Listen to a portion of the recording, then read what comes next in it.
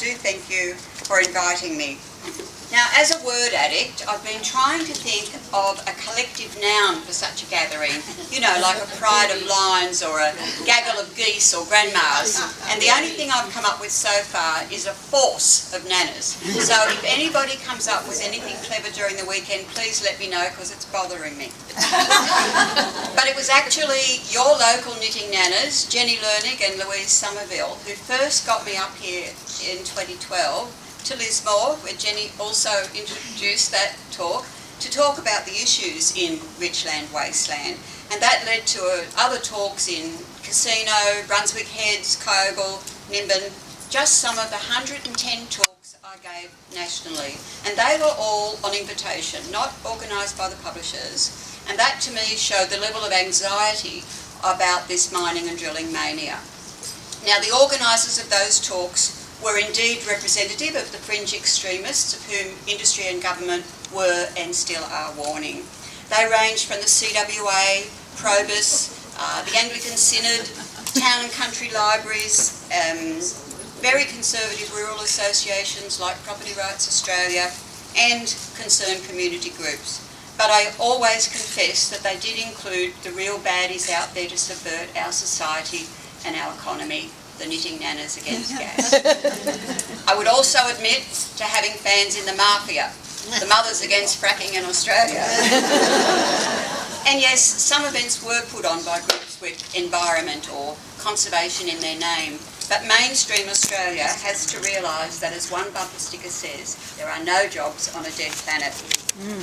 Now, sorry, I'm forgetting to cue. You're going to see this a fair bit in my talk, A, because I love it, B, because I like the slogan particularly, and C, I don't really like you having to look at my face for too long up there. So,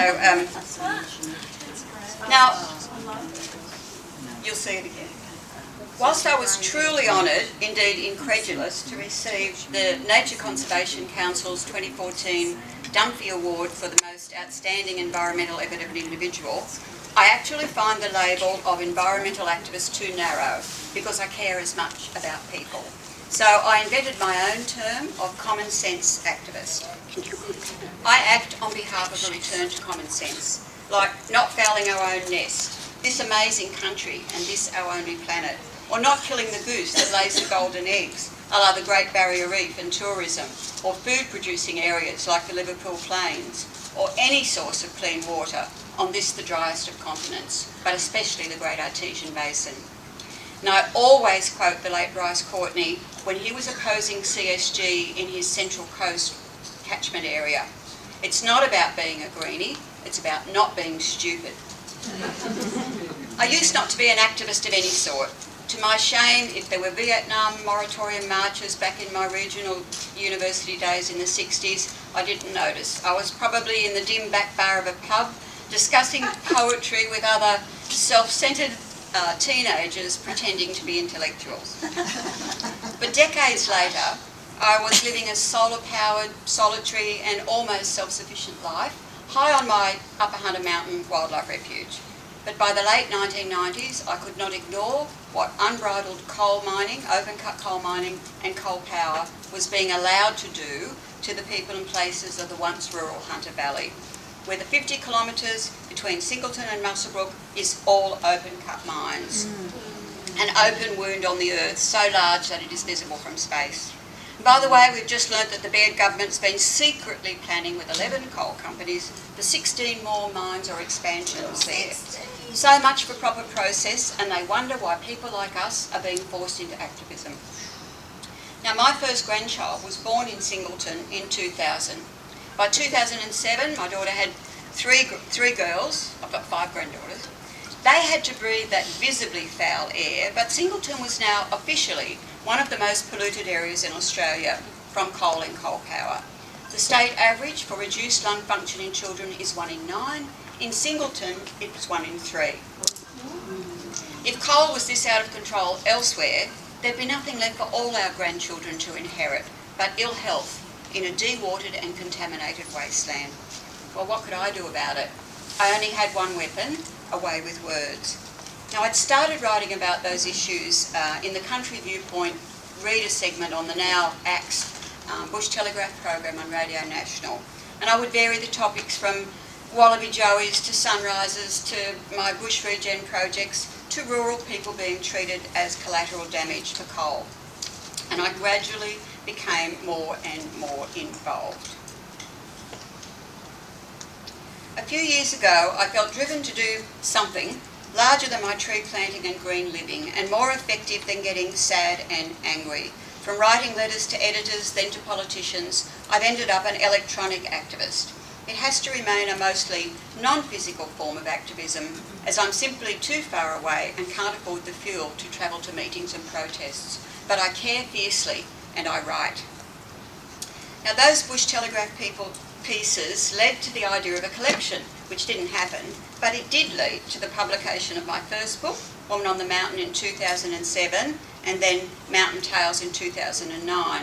Now, they were about this feral grandma, me, and the creatures with whom I shared my remote mountain wildlife refuge. But threaded through the nature writing, the selective memoir, there's no messy relationship stuff admitted to in there, and the retrospectively humorous survival adventures with the snakes or the chainsaw were several of my serious concerns. My aim in my non-fiction is always to reach beyond the converted, to sow seeds of awareness that man is part of the natural world, not outside it or in control of it, as nature is now demonstrating so vehemently in the climate chaos of global warming. And actually Jenny's already said a little bit of this. It's way past time that as a species we human animals got it right in how we value and treat what's left of our natural world. And we don't have much time to stop the ticking carbon clock. Apart from the intrinsic, intricate and unique beauty and diversity of our earth, its land and sea and air, and all the creatures that live within, we need it to survive, so we can. And I'm just a quick quote from Dr. David Suzuki that I always find particularly apt. We tear at the very web of life that makes the planet habitable. And we think we rule the planet because we're so clever. Now, but as well as being dumb and dangerous, I consider it supremely disrespectful of people, our land, our water, our future and the planet to pursue a CSG or other unconventional gas industry or to keep us tied to coal. In Woman on the Mountain, I wove in issues like global warming, the role coal played in that, and the awful damage done locally from mining and burning coal. And the last chapter ended up being a full-blown rave against that. But by then I felt I'd given the readers enough laughs and confessed enough mistakes and failures to have built the rapport to get there. Mountain Tales was written at the request of my publishers as a collection of short animal pieces, like a box of chocolates, don't eat them all at once, and ranging different centres from funny to sad. But this time, my sneaky underlying theme was threatened species. Australia holds the shameful record of having wiped out the most mammal species of any country in the world.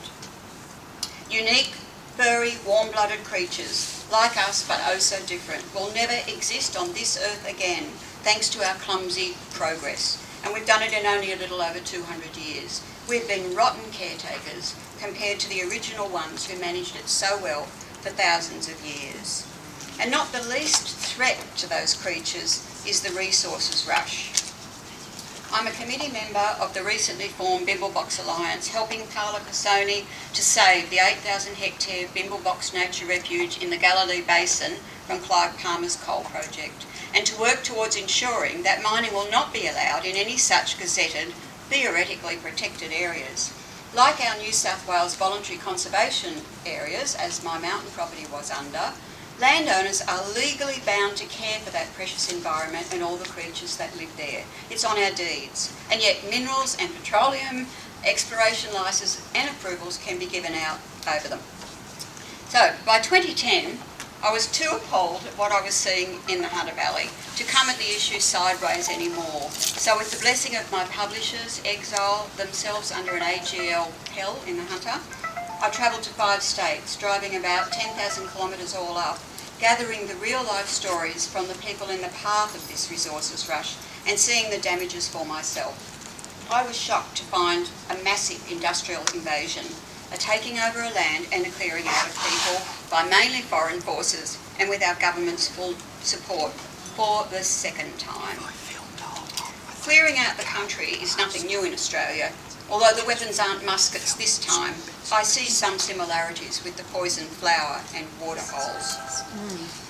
It took me 2 years full time to further research, because the book's not just the human stories to hit your heart, it's also jam-packed with facts. It nearly broke my heart and my mind, and I had to get professional help to regain the emotional strength needed to finish the book, in fact to stop crying, so as not to let all those people down who had entrusted me with their stories. It was the hardest thing I've ever done in my life, and it's changed me forever. And that one is this copy. I usually only have this one. These have been bought from the publishers especially to bring here. Sorry, I'm getting confused with my papers. This is from the introduction.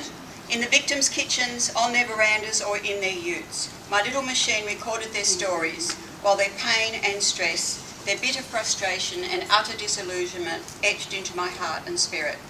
Only my anger at the injustice of what is being done to so many people and places kept me going. I don't pretend to be unbiased in this book. How could I be, after what I've seen and heard? I am unashamedly giving voice to the other side, the Australians whose plight has been ignored, downplayed or dismissed, and they're not paying me to do so. You can assume that things will have got much worse for these people by the time you read their stories. I know they have, as I remain in touch with many. They have either been defeated, forced to take their broken hearts and bitter memories and leave their homes, or they're under closer attack, or they're facing new mines or gas fields, and often both. The least we can do for them is to be a witness, to read their stories and take them to our heart. This book was the first book to deal nationally with the issue, and from the human side as well as the factual. And I think this is a very particularly feminine way of seeing things. Our multifaceted overview is what we practice daily, to run a household, for example. We cannot afford to be as single-minded as seems to come naturally to many men. And I'm generalising, but I say many, not all.